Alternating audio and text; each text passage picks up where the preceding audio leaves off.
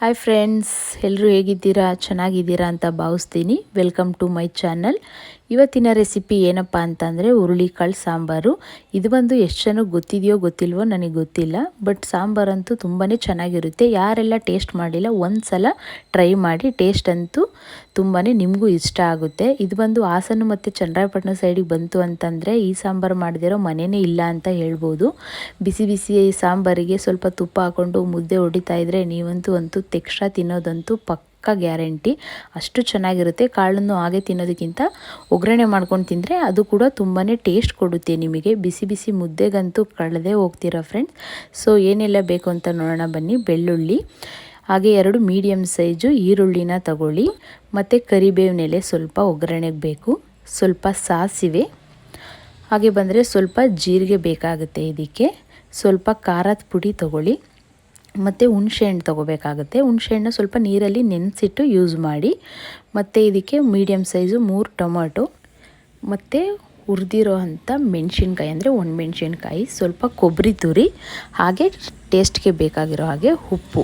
So ಇದನ್ನು ಹೇಗೆ ಮಾಡೋದು ಅಂತ ನೋಡೋಣ ಬನ್ನಿ. ನಾನು ಬಂದು ಕುಕ್ಕರಿಗೆ ಹಾಕ್ಕೊಳ್ತೀನಿ. ನೀವು ಬೇಕಂದರೆ ಹಾಗೆ ತಪ್ಪಲೆಯಲ್ಲಿ ಬೇಕಾದರೂ ಬೇಯಿಸ್ಕೋಬೋದು. ಇಲ್ಲ ಬೇಡ ಅಂತಂದರೆ ಕುಕ್ಕರಿಗೆ ಹಾಕಿದರೆ ಸ್ವಲ್ಪ ಬೇಗ ಅಡುಗೆ ಕ್ವಿಕ್ಕಾಗಿ ಆಗುತ್ತೆ ಅಂತ ಹೇಳ್ಬಿಟ್ಟು ನಾನು ಕುಕ್ಕರಿಗೆ ಹಾಕ್ತಿದ್ದೀನಿ. ಮೀಡಿಯಮ್ ಸೈಜು 3 ಟೊಮೊಟೊ ತಗೊಳ್ಳಿ, ಅದನ್ನು ನೀಟಾಗಿ ನೀರಲ್ಲಿ ತೊಳ್ಕೊಳ್ಳಿ. ಫಸ್ಟು ಕಾಳು ಜೊತೆನೇ ತೊಳೆದು ಒಟ್ಟಿಗೆ ಬೇಯೋಕ್ಕಿಟ್ರೆ ನಿಮಗೆ ಖಾರ ರುಬ್ಬಕ್ಕೆಲ್ಲ ಸ್ವಲ್ಪ ಹೆಲ್ಪ್ ಆಗುತ್ತೆ. ಸೊ ಅದನ್ನು ತೊಳ್ಕೊಂಡಾದ್ಮೇಲೆ ಏನು ಮಾಡ್ತೀರಾ ಅಂದರೆ ಅದಕ್ಕೆ ಸ್ವಲ್ಪ ಕಾಳಿಗೆ ಟೇಸ್ಟ್ ಹಿಡಿಬೇಕಲ್ಲ, ಉಪ್ಪು, ಹಾಗಾಗಿ ಅದಕ್ಕೆ ಹಾಕ್ಕೊಳ್ಳಿ. ಟೊಮೊಟೊ ನಾನು ಏನಕ್ಕೆ ಕಟ್ ಮಾಡಿ ಹಾಕಿದ್ದೀನಿ ಅಂತಂದರೆ ಕೆಲವೊಂದು ಹುಳಗಳು ಬರುತ್ತೆ.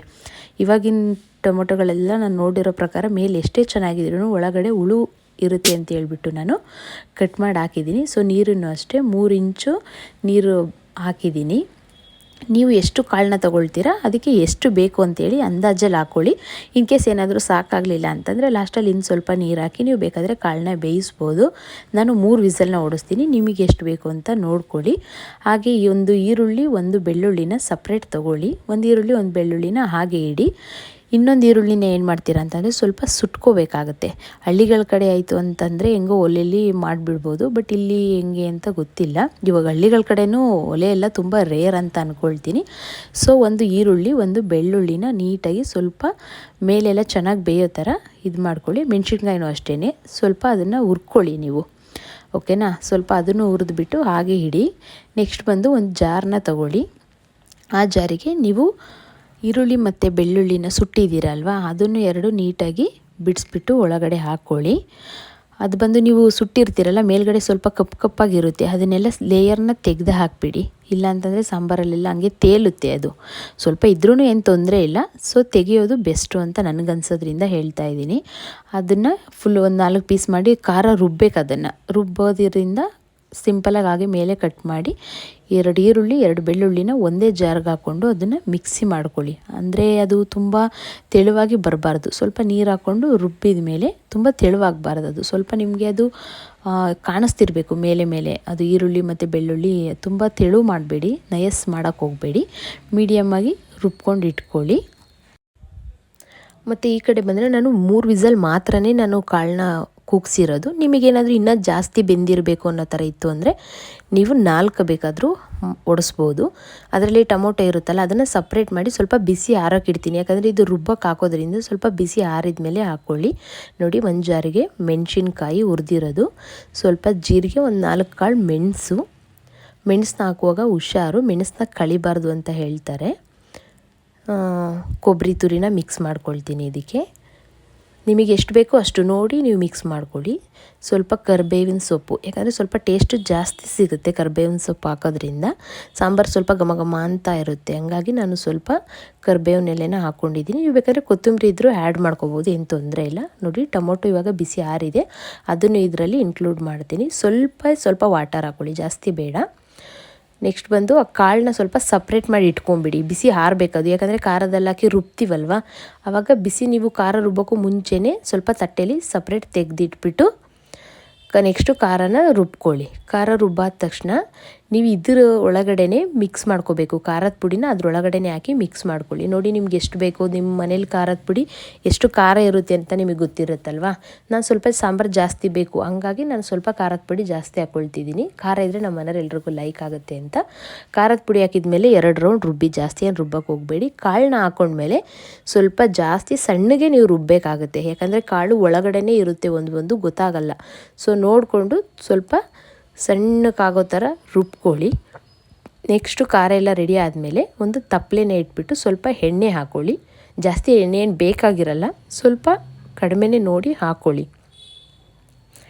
ನೆಕ್ಸ್ಟು ಕರಿಬೇವು ಮತ್ತು ಸಾಸಿವೆನ ಅದರೊಳಗಡೆ ಹಾಕಿಬಿಟ್ಟು ಫಸ್ಟು ನಾವು ಇದು ಮಾಡಿರ್ತೀವಿ ಅಲ್ವಾ, ಏನು ಈರುಳ್ಳಿ ಮತ್ತು ಬೆಳ್ಳುಳ್ಳಿನ ರುಬ್ಬಿ ಇಟ್ಟಿರ್ತೀವಲ್ಲ, ಅದನ್ನು ಫಸ್ಟು ಒಗ್ಗರಣೆಗೆ ಹಾಕೋಬೇಕಾಗತ್ತೆ. ನೀವು ಇದು ಒಗ್ಗರಣೆಗೆ ಹಾಕ್ತಿದ್ದಂಗೆ ಸ್ಮೆಲ್ಲು ತುಂಬ ಚೆನ್ನಾಗಿ ಬರ್ತಾ ಇರುತ್ತೆ. ನಿಮ್ಗೆ ಅದರಲ್ಲೇ ಗೊತ್ತಾಗೋಗುತ್ತೆ ಫೀಲಿಂಗು ಸಾಂಬಾರು ಹೇಗೆ ಬರುತ್ತೆ ಅಂತ.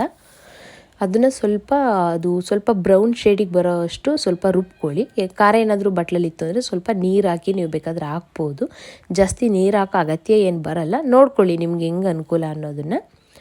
ಅದಾದಮೇಲೆ ಅದು ಸ್ವಲ್ಪ ಬ್ರೌನಿಗೆ ಬಂದು ಒಂದು ಕುದಿ ಅದು ಬೇಯಬೇಕು.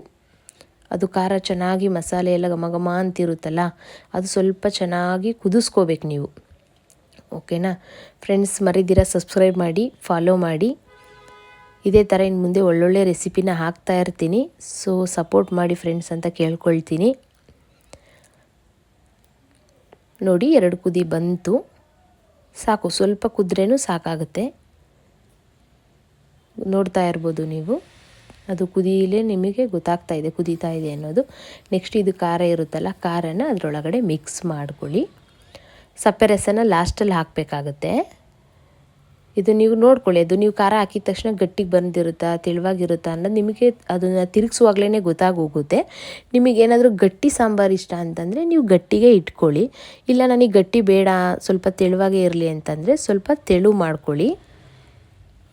ಓಕೆನಾ, ಸಾಂಬಾರು ಸ್ವಲ್ಪ ಕುದೀತಿರುತ್ತೆ. ನೋಡ್ತಾ ಇರ್ಬೋದು ನೀವು. ಸ್ವಲ್ಪ ಹುಣಸೆಹಣ್ಣ ನೆನೆಯೋಕೆ ಇಟ್ಕೊಳ್ಳಿ, ಯಾಕಂದರೆ ಆಲ್ಮೋಸ್ಟ್ ಟೊಮೊಟೊ ಹಾಕಿರ್ತೀವಿ ನಾವು. ಟೊಮೊಟೊ ಹಾಕಿರೋದ್ರಿಂದ ಹುಳಿಯೇನಷ್ಟು ಬೇಕಾಗಿರಲ್ಲ, ನೋಡಿಕೊಂಡು ಹಾಕೋಬೇಕಾಗುತ್ತೆ ನೀವು. ಕೆಲವೊಂದು ಟೊಮೊಟೊ ಅಷ್ಟು ಹುಳಿನೇ ಬಂದಿರಲ್ಲ, ಕೆಲವೊಬ್ಬರಿಗೆ ಹುಳಿ ಅಂದ್ರೇ ಲೈಕ್ ಆಗಲ್ಲ. ಅಂಥವ್ರು ಬೇಕಾದರೆ ಇನ್ನೊಂದು ಟೊಮೊಟೊ ಜಾಸ್ತಿ ಹಾಕಿ ನೀವು ಹುಳಿನ ಸ್ಕಿಪ್ ಮಾಡ್ಬೋದು.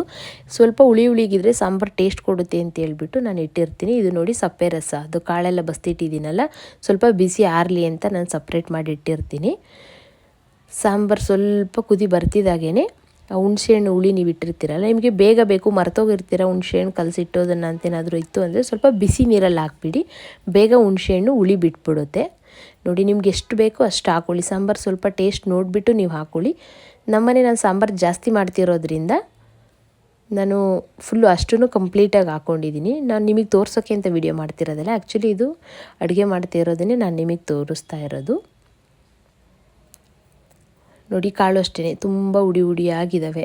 ನಿಮಗೆ ಹೆಂಗೆ ಬೇಕು ಹಂಗೆ. ನೀವು ಇನ್ನೂ ಸ್ವಲ್ಪ ಇದರಲ್ಲಿ ಹಳೆ ಹುಳ್ಳಿಕಾಳು ಅಂತ ಬರುತ್ತೆ, ಅದು ಇದ್ದರೆ ನಿಮಗೆ 3 ವಿಸಲ್ಗೆ ಫುಲ್ಲು ಎಲ್ಲ ಒಡೆದೊಡೆದೋಗಿರುತ್ತೆ. ಇದು ಸ್ವಲ್ಪ ಹೊಸ ಹುಳ್ಳಿಕಾಳಾಗಿರೋದ್ರಿಂದ ಅಷ್ಟು ಗೊತ್ತಾಗ್ತಾಯಿಲ್ಲ. ನೋಡಿ ಸಪ್ಪೆ ರಸನ ಅದರಲ್ಲಿ ಸಪ್ರೇಟಾಗಿ ಬಸ್ತಿದ್ದೀನಿ ನಾನು. ಸಾಂಬಾರು ಸ್ವಲ್ಪ ಬೇಯ್ತಿದ್ದಂಗೆ ಬಸ್ತಿದ್ದೀನಿ. ನಿಮಗೇನಾದರೂ ಇದು ಸಪ್ರೇಟ್ ಮಾಡಿ ಎರಡನ್ನೂ ಮಾಡೋಕ್ಕಾಗಲ್ಲ ಅಂತೇನಾದರೂ ಅಂದರೆ ಈರುಳ್ಳಿ ಎಲ್ಲ ಒಗ್ಗರಣೆಗೆಲ್ಲ ಹಾಕಾದ್ಮೇಲೆ ಅದು ಸಪ್ಪೆ ರಸ ಮತ್ತು ಕಾಳನ್ನ ಸಪ್ಪೆ ರಸದ ಒಳಗಡೆನೆ ಎರಡನ್ನು ಮಿಕ್ಸ್ ಮಾಡಿ ಒಟ್ಟಿಗೆ ನೀವು ಬೇಯಕ್ಕೆ ಬೇಕಾದರೂ ಇಡ್ಬೋದು. ಹುಣಸೆಹಣ್ಣು ಹುಳಿ, ಸಪ್ಪೆ ರಸ ಮತ್ತು ಇದು ಎಲ್ಲನೂ ಒಟ್ಟಿಗೇನು ಬೇಕಾದರೆ ಇಡ್ತೀನಿ ಅಂತಂದ್ರೂ ನೀವು ಹಾಗೂ ಮಾಡ್ಬೋದು.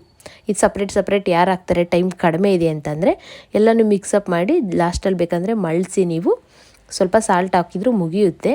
ಟೈಮ್ ಇದೆ ಮಾಡ್ಕೋತೀನಿ ಅಂತಂದರೆ ನೀವು ಹೀಗೂ ಮಾಡ್ಬೋದು, ಆ ಥರನೂ ಮಾಡ್ಬೋದು, ಈ ಥರನೂ ಮಾಡ್ಬೋದು. ನೋಡಿ ಫ್ರೆಂಡ್ಸ್, ತುಂಬ ಚೆನ್ನಾಗಿದೆ. ನೋಡ್ತಾ ಇರ್ಬೋದು ನೀವು ಕಾಳು ಎಷ್ಟು ಹುಡಿಯಾಗಿ ಬಂದಿದ್ದಾವೆ ಅಂತ. ಆಮೇಲೆ ಇದರಲ್ಲಿ ಕಾಳು ನೀವು ಫಸ್ಟೇ ಸ್ವಲ್ಪ ಸಾಲ್ಟ್ ಹಾಕಿರೋದ್ರಿಂದ ಒಂದು ಸಲ ಚೆಕ್ ಮಾಡ್ಕೊಳ್ಳಿ ಕಾಳಲ್ಲಿ ಕರೆಕ್ಟಾಗಿದೆಯಾ ಸಾಲ್ಟು ಅಂತ. ನೆಕ್ಸ್ಟ್ ಬಂದು ಅದು ಸಾಂಬಾರೆಲ್ಲ ಚೆನ್ನಾಗಿ ಮಳ್ಳಿದ ಮೇಲೆ ಸಾಲ್ಟ್ ಹಾಕ್ಕೊಂಬಿಡಿ. ಟೇಸ್ಟ್ ನೋಡ್ಕೊಳ್ಳಿ, ಖಾರ ಉಪ್ಪು ಹುಳಿ ಎಲ್ಲ ಕರೆಕ್ಟಾಗಿದೆಯಾ ಅಂತ ಅಷ್ಟೇ ಫ್ರೆಂಡ್ಸ್. ನೆಕ್ಸ್ಟ್ ಬಂದು ಕಾಳು ಸ್ವಲ್ಪ ಮೆಣಸಿನ್ಕಾಯಿ ಮತ್ತು ಕರಿಬೇವು ಮತ್ತು ಸಾಸಿವೆ ರೇರು ಹಾಕೋರು, ಕೆಲವೊಬ್ಬರು ಕಾಳಿಗೂ ಹಾಕ್ತಾರೆ. ಬಟ್ ನಾನಿಲ್ಲಿ ಅದು ಯಾವುದನ್ನು ಹಾಕ್ತಾಯಿಲ್ಲ. ನಾನು ಮೆಣಸಿನ್ಕಾಯಿ ಸಹ ಹಾಕಲ್ಲ. ನಿಮಗೇನಾದರೂ ಬೇಕು ಅಂತಂದರೆ ನೀವು ಆ್ಯಡ್ ಮಾಡ್ಕೋಬೋದು. ಬಟ್ ನಾನು ಮೆಣಸಿನ್ಕಾಯಿನೂ ಹಾಕಲ್ಲ. ಈರುಳ್ಳಿ ಮತ್ತು ಕಾಯಿ, ಕಾಳು ಇಷ್ಟೇ ಮಾತ್ರ ನಾನು ಹಾಕೋದು. ನಿಮಗೇನಾದರೂ ಮೆಣಸಿನ್ಕಾಯಿ ಬೇಕು ಅಂದರೆ ನೀವು ಹಾಕೋಬೋದು, ಕರಿಬೇವಿನ ಎಲೆ ಬೇಕು ಅಂದರೂ ನೀವು ಹಾಕೋಬೋದು. ಬಟ್ ನಾನು ಅದು ಯಾವುದೂ ಹಾಕ್ತಾಯಿಲ್ಲ. ಸೊ ಫ್ರೆಂಡ್ಸ್, ಈ ಹುರುಳಿಕಾಳು ಸಾಂಬಾರನ್ನ ಒಂದು ಸಲ ಯಾರ್ಯಾರು ತಿಂದಿಲ್ಲ ಟ್ರೈ ಮಾಡಿ, ತುಂಬಾ ಚೆನ್ನಾಗಿರುತ್ತೆ. ಮುದ್ದೆಗಂತೂ ನೆಕ್ಸ್ಟ್ ಲೆವೆಲ್ ಟೇಸ್ಟ್ ಕೊಡುತ್ತೆ ಇದು. ಹಾಕ್ಕೊಂಡು ಎಲ್ಲರೂ ಚೆನ್ನಾಗಿ ಮಾಡ್ಕೊಂಡು ಬಾರಿಸಿ ಅಂತ ಹೇಳ್ತೀನಿ. ಸೊ ವಿಡಿಯೋ ಇಷ್ಟ ಆಗಿದ್ದರೆ ಲೈಕ್ ಮಾಡಿ, ಶೇರ್ ಮಾಡಿ, ಸಪೋರ್ಟ್ ಮಾಡಿ ಫ್ರೆಂಡ್ಸ್. Thank you.